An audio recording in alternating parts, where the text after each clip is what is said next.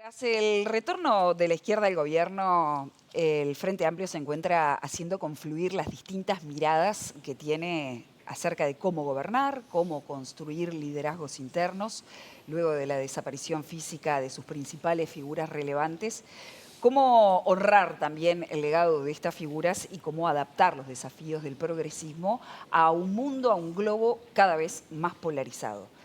Tras la muerte de Mujica, también el Frente Amplio perdió a un binomio articulador, Mujica-Topolansky. Pero Topolansky sigue activa. ¿De qué forma? ¿Qué lugar siente que le corresponde hoy dentro del oficialismo? ¿El asesoramiento, la conducción interna, el rol simbólico? Esto nos lo contesta Lucía esta mañana. Bienvenida, Lucía, y gracias por venir en un día tan horrible. Bueno, muchas gracias. Disculpen la demora, pero los Ninguna. accesos están absolutamente trancados. Vamos a tener que hablar con la Intendencia. Yo tengo un rol militante común y corriente. Yo me jubilé del Parlamento en el momento de la pandemia, porque yo trabajé 22 años y siempre con una modalidad de despacho abierto. Y eso no lo podía hacer en ese momento porque por la edad que tenía estaba en una zona de riesgo. Claro. Y estar sin poder hacer no me cerraba. Entonces dije, me voy, me jubilo. Que venga otro más joven que pueda asumir la tarea. Y a partir de ahí pasé a trabajar en las responsabilidades de mi sector y del Frente Amplio como un militante más y en eso estoy hasta el día de hoy. En realidad... ¿El rol articulador es el que más te cabe todavía dentro de la interna del Frente Amplio, que tiene distintas visiones acerca de cómo llevar adelante el gobierno, ¿no? Yo articulé mucho en los 15 años de gobierno, pero estaba en el lugar. Claro. Uno no puede articular a control remoto.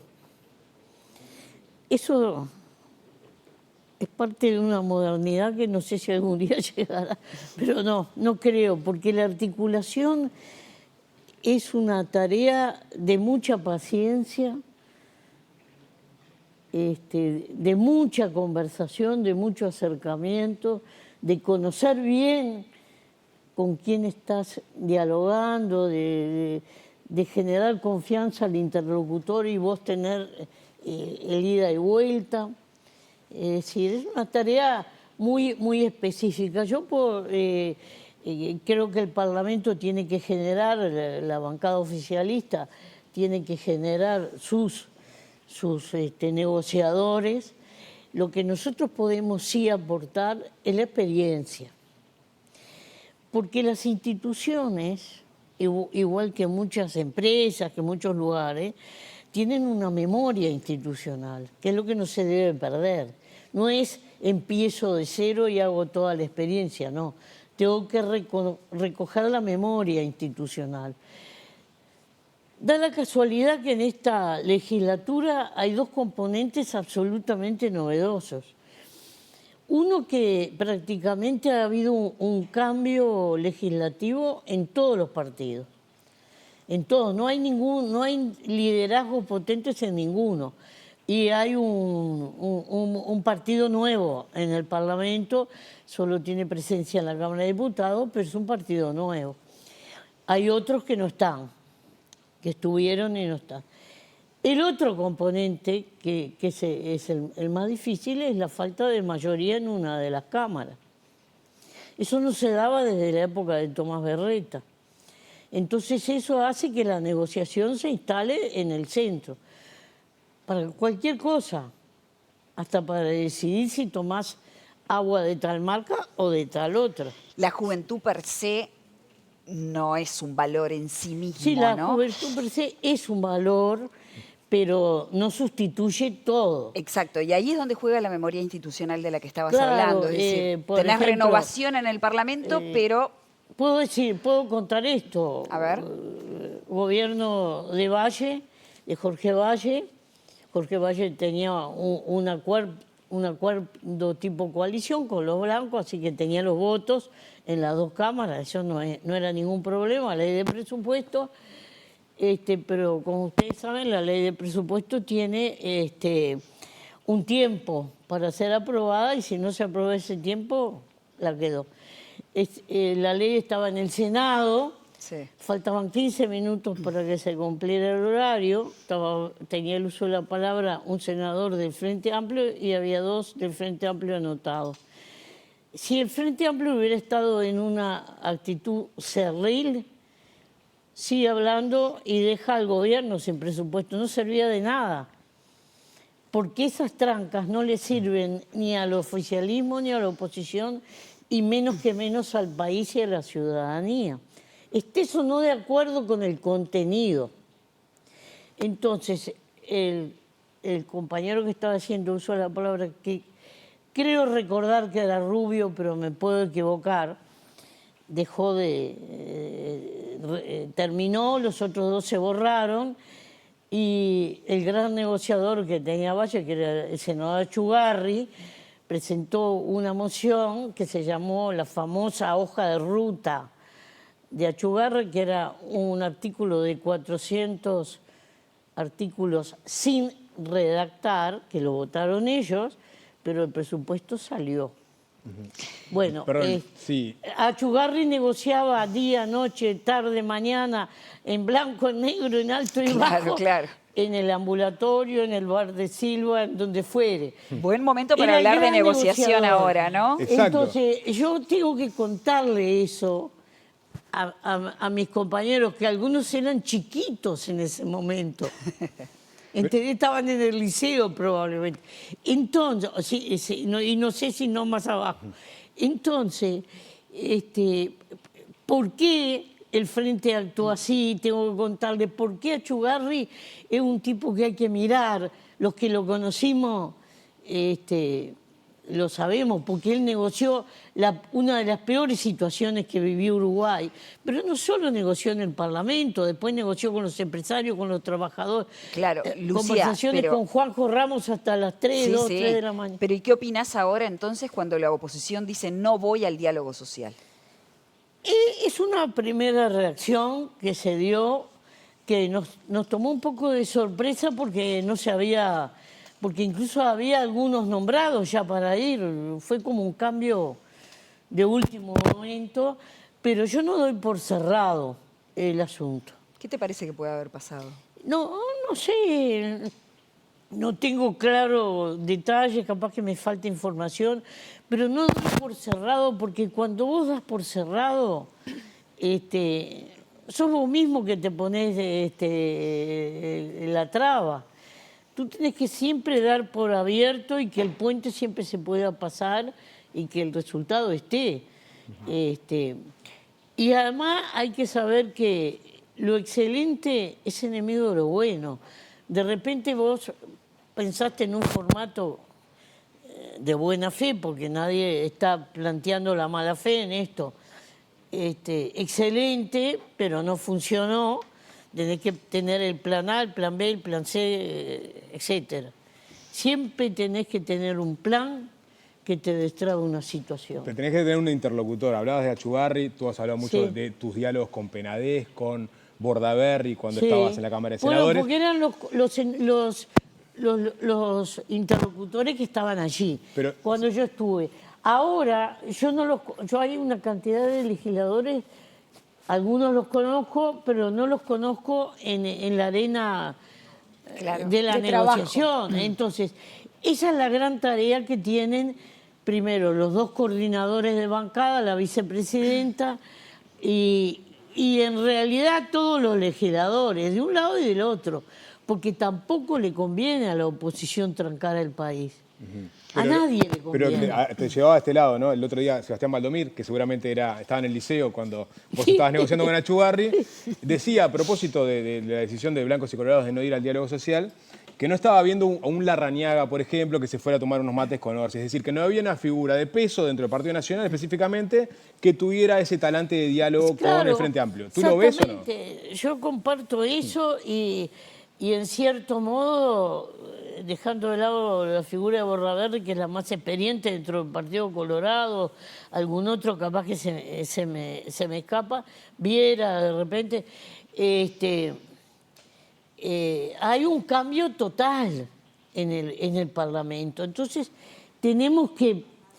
¿quién es el gran líder del Partido Colorado, del Partido Nacional? El Partido Independiente mismo tiene un legislador nuevo, porque nosotros con Iván Posada negociábamos de taquito, vamos a decir así, ¿no? Años estuvo, y era una persona de fácil intercambio. Yo nunca negocié con Sotelo, no tengo idea, capaz que es igual o mejor. No estoy haciendo un juicio de valor, ¿no? Y después hay un partido nuevo con el que también hay que negociar y está la gente de Cabildo que está también solo en una sola cámara. Entonces, todo ese escenario, si tú no lo medís, hay que, además cada legislador, cada negociador tiene que alinear sus patitos. Si vos no alineás tu patito, después te surge un díscolo en sala, se te arruinó la negociación. ¿Y ves a los partidos tradicionales alineando sus patitos? ¿Ves líderes fuertes ahí? No, no lo veo, no. Yo veo que están faltando. La falta de Larrañaga ya se sintió en el periodo de la calle. Porque Larrañaga era una figura muy pesada dentro del Partido Nacional. Y estaba en las reuniones de coordinación y de negociación, siempre estuvo él. Ahora, después están las correlaciones de fuerza, porque otros que iban a la negociación quedó fuera de la Troya Penades y el otro que iba de Bajever, pero el herrerismo votó mal. Y en el Frente Amplio, ¿cómo están esos liderazgos de coordinación? Porque parecía ser que el coordinador está fuera, ¿no? Que es Pacha Sánchez, que sería Pacha Sánchez. No, el coordinador es Cayani, es un compañero, por suerte, que tiene experiencia, porque no es su primer legislatura. Y en la otra Cámara Estuche, que también está en la misma situación, los dos tienen más de un periodo, y hacen lo imposible, pero precisás dos para bailar, hermano, como en el tango. Ahora bailan otras cosas más aburridas. Bueno, a ellos les divierte. Entonces, esto es un aprendizaje para todos, porque estamos en el siglo de la velocidad, todo es ya, en tiempo real, ya. De repente se te va a trancar el nombre de una escuela por una chiquita mesa paja, por un estupidismo. Bueno, no pasa nada, capaz que queda en algún cajón, pero hasta para simbolizarte hasta dónde puede ir cuando vos administrás mal una realidad nueva. La realidad nueva tenemos que aprender todos a administrarla. Yo estoy trabajando con los compañeros de mi bancada porque me pidieron el apoyo. Si el Frente Amplio en su momento me lo pide, se lo daré, por supuesto, porque yo siempre... Pero ojo, cuando vos vas a negociar tenés que tener respaldo de todos los patitos, ¿eh? Sí, está claro. Lucía, te llevo a temas más concretos, los principales quizás temas que se pueden ver como problemas del país. En 2004, hablemos de cárceles. En 2004 la situación ya era crítica, ¿no? Con un hacinamiento y con condiciones realmente deplorables de la población carcelaria. Esto llevó al Ejecutivo en algún momento a declarar la emergencia humanitaria. En 2019 la población carcelaria había crecido aún más, tenía casi 1000 personas por año. La capacidad de las cárceles estaba superada en 120%. Este problema sigue creciendo y creciendo y creciendo y pasan los gobiernos y no se resuelve. Desde el punto de vista conceptual ya sabemos en lo que coincidimos todos. Esto no puede ser. Ahora, ¿cuál es la perspectiva en esta nueva administración del gobierno del Frente Amplio mirando hacia atrás, viendo que no se resolvió en el periodo pasado, no se resolvieron los 15 años de gobierno del Frente, la situación sigue creciendo? ¿Qué se debe hacer ahora? Es uno de los temas más difíciles, por varias razones. Primero, hay un alto grado de reincidencia en una población que es joven, porque el rango etario de los que están Sí. presos es muy joven. En un país envejecido estamos desperdiciando una oportunidad del país en contra de una cantidad de gente joven que tendría que estar produciendo conocimiento, trabajo, dinamismo para el país y está lleno por esas circunstancias. Entonces, acá hace mucho que se viene diciendo, y hay que concretarlo finalmente, que los institutos carcelarios hay que separarlos del Ministerio del Interior porque son funciones contradictorias. Y eso vino con el gobierno de Pacheco Areco, porque siempre las cárceles estuvieron en la órbita del Ministerio de Educación y Cultura. ¿Por qué estaban ahí? Porque tomaban el concepto de la Constitución de la República, de que es necesario Educación y recuperar a esa gente. Claro. Ahora, recuperación es muy poquita. Entonces, hay un factor que no se está cumpliendo, que es la recuperación cualquier persona puede cometer un error. Nosotros 4 que estamos acá en esta mesa podemos cometer un error, pero siempre le tenemos que dar al ser humano la posibilidad de sobrellevar eso y salir adelante. Y no le estamos dando y la persona cada vez está más hundida.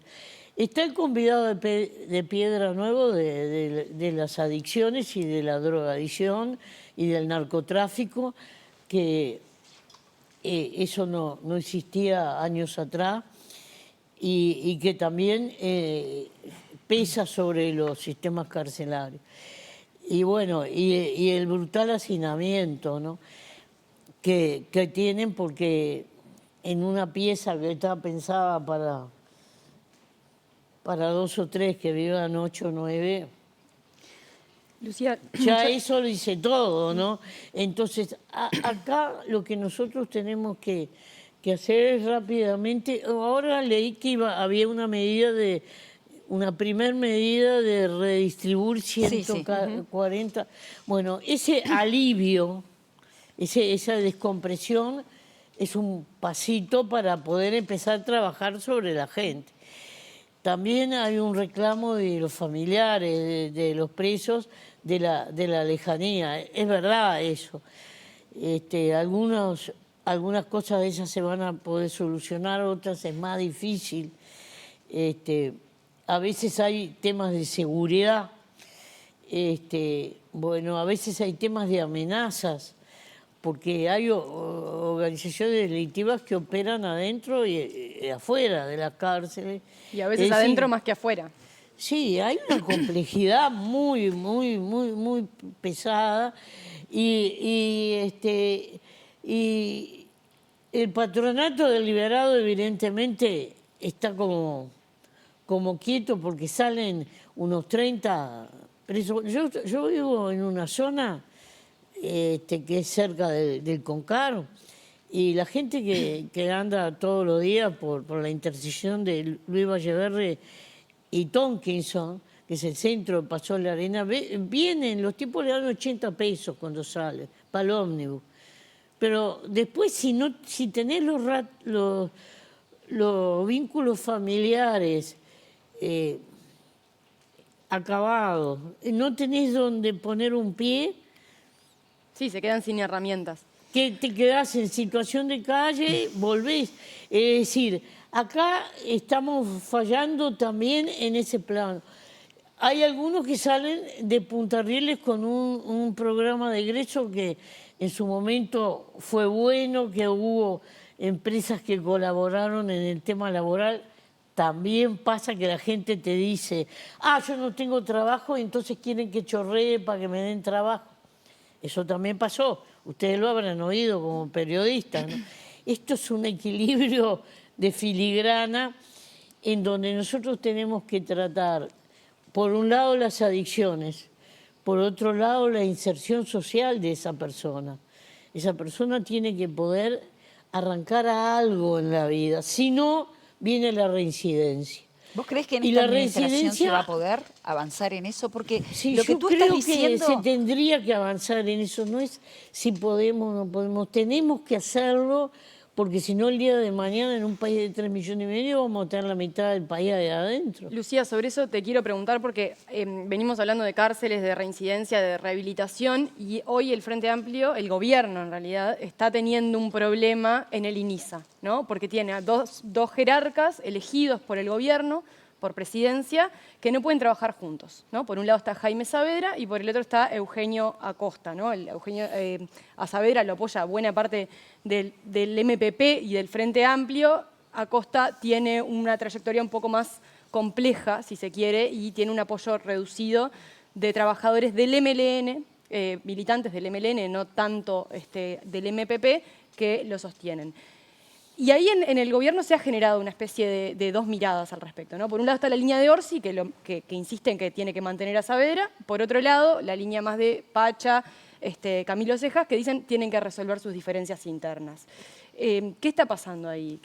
Bueno, primero a mí me falta un poco de información, pero yo creo que yo aplaudí cuando nombraron a Jaime Saavedra porque es una persona dedicada, ya lo demostró en el CONCAR cuando montó el polo industrial del CONCAR, él trabajó en la administración frente amplista, después él estuvo trabajando en Argentina sobre los mismos temas. Ese es un tipo especializado y como a veces le digo, es como un cura laico, dedicado, no está mirando el reloj.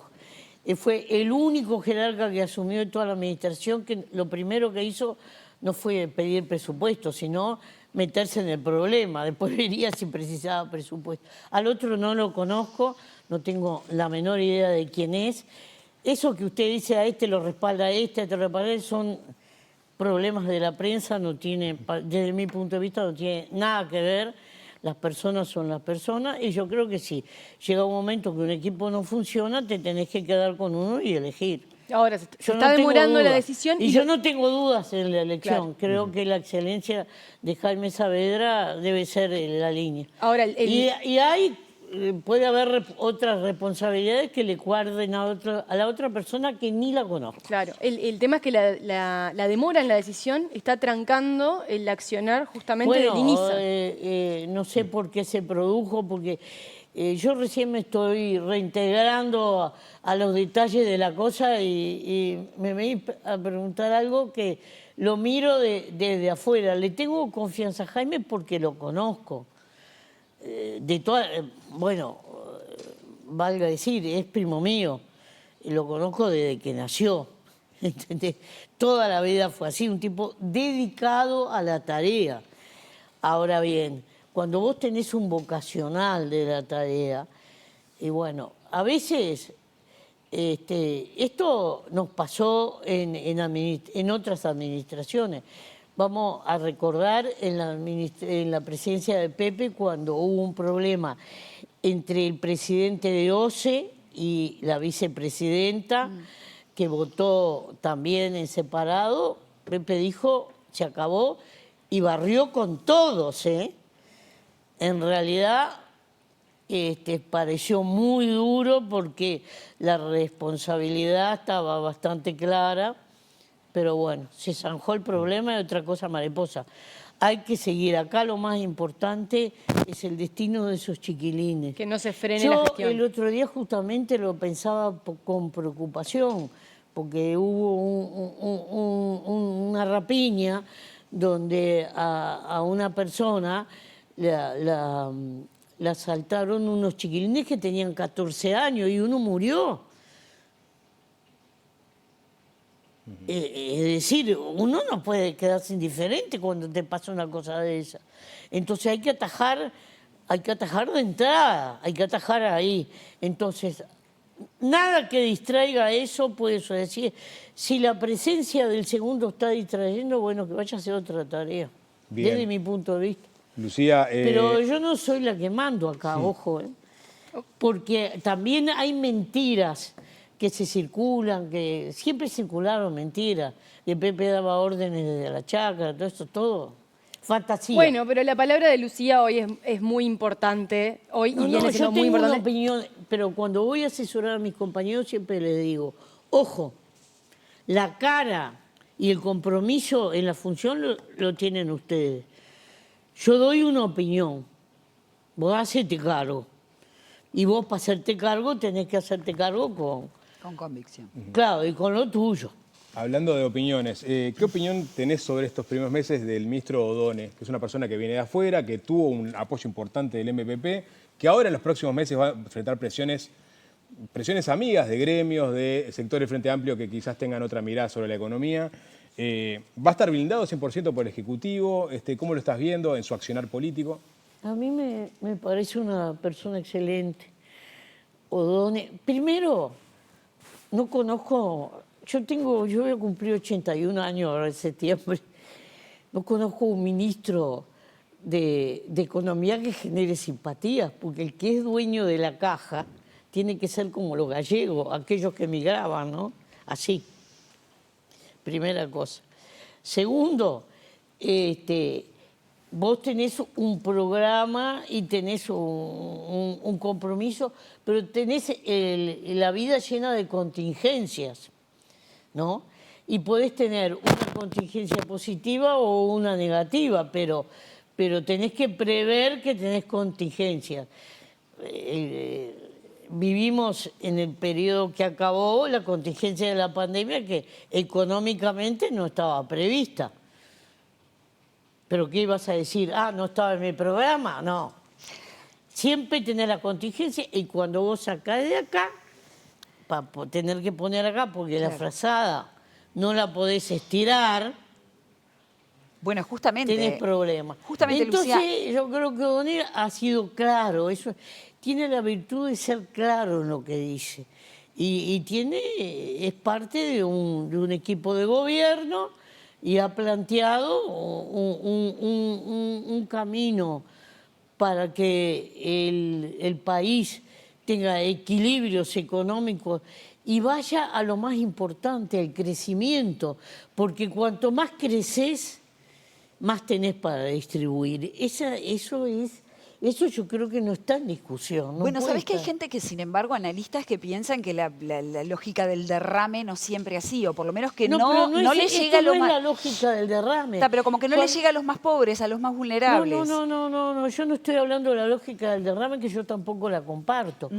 Yo digo, cuando el país crece, genera fuentes de trabajo. Cuando vos tenés trabajo, se te ordena la vida. Cuando se te ordena la vida y podés pagar el alquiler, la luz, el agua, el transporte y la comida, no estoy hablando de lo básico, que es un costo determinado, ya podés empezar a pensar con tranquilidad.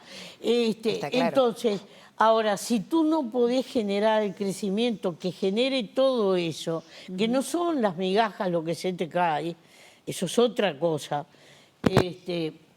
entonces... Entiendo tu punto.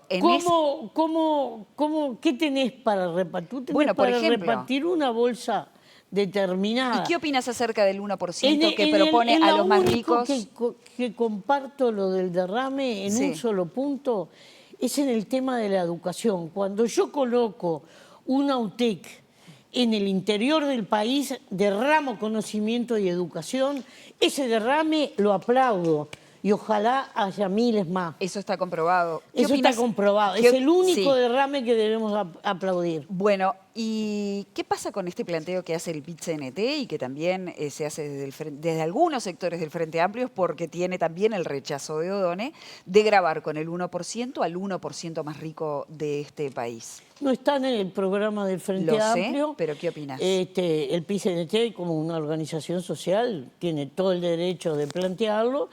Y hay unos senadores que lo plantean, pero no se ha discutido. Pero vos como mujer de izquierda, No, yo no estoy de acuerdo con eso. ¿No? No. ¿no estás de nosotros acuerdo con estamos- que los más ricos paguen un poquito más Sí, y ayuden a la eso sociedad? ya está planteado, pero nosotros no dijimos que no íbamos a poner otros impuestos. Hay muchas formas de hacerlo. Anoche informaban los informativos que se mejoró la recaudación de la DGDI. Hay muchísima evasión impositiva. Empecemos por ordenar los tantos. Después que hay que revisar exoneraciones y eso, estoy de acuerdo, eso es otra cosa. Pero grabar con ese 1% no estaría dentro de tu plan. Atracar con que le saco el 1% acá y soluciono la pobreza es de una simplicidad, es más bien una consigna.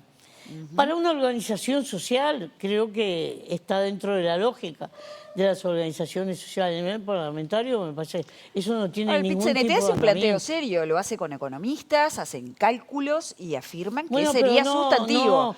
Y si no yo te tengo dijera que con sí, esa capaz plata... que yo no escuché los datos, pero yo quisiera saber cuál es el universo, de quiénes estamos hablando y cuál es el producido de eso.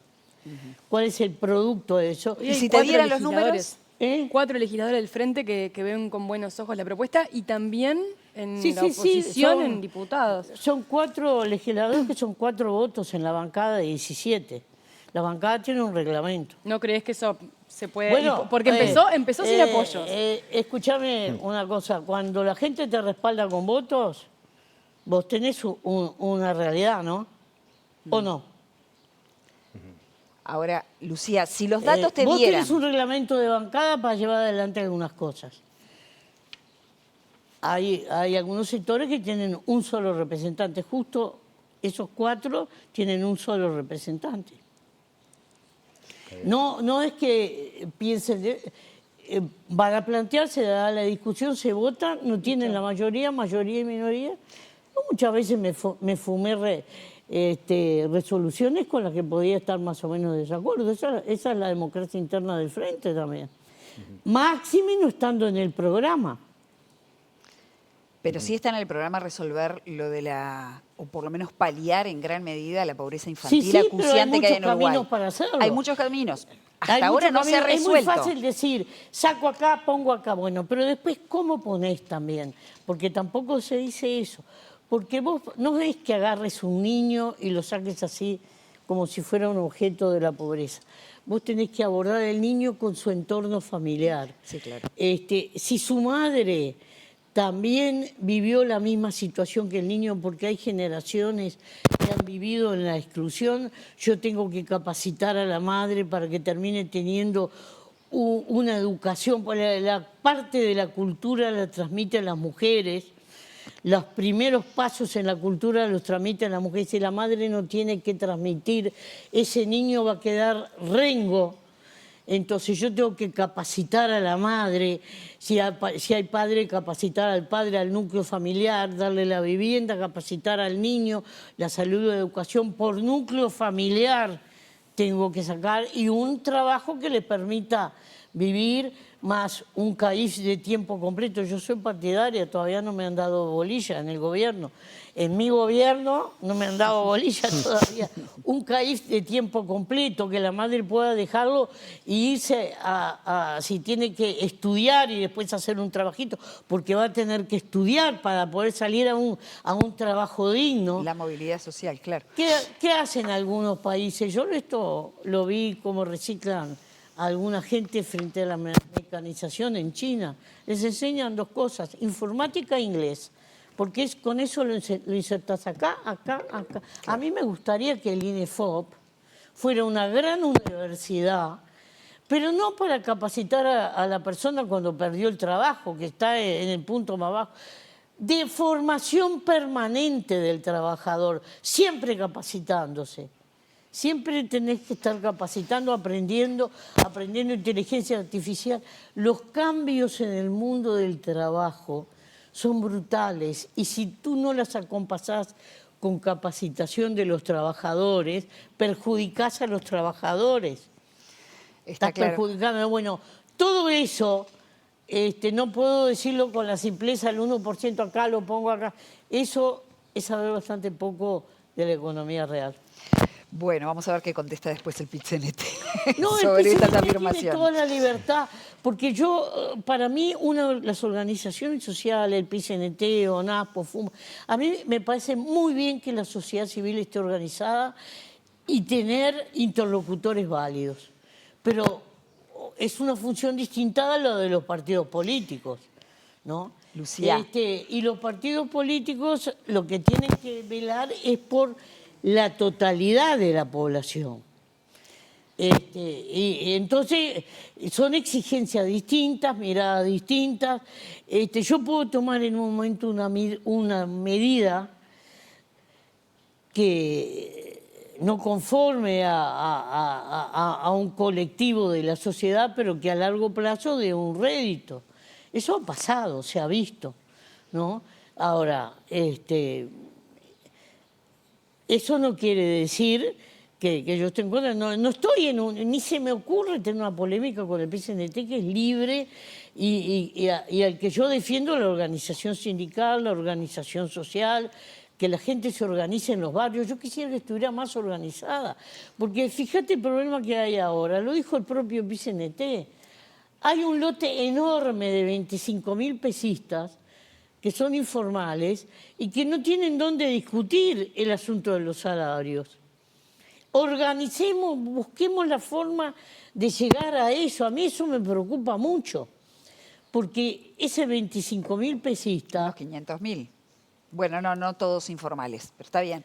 Hay una parte que son formales, claro, y otra que no. Esos podrán estar en esa franja que se contempla de la franja, pero hay otros que no. Claro. ¿Esos cómo haces para que esa persona pueda llegar a fin de mes?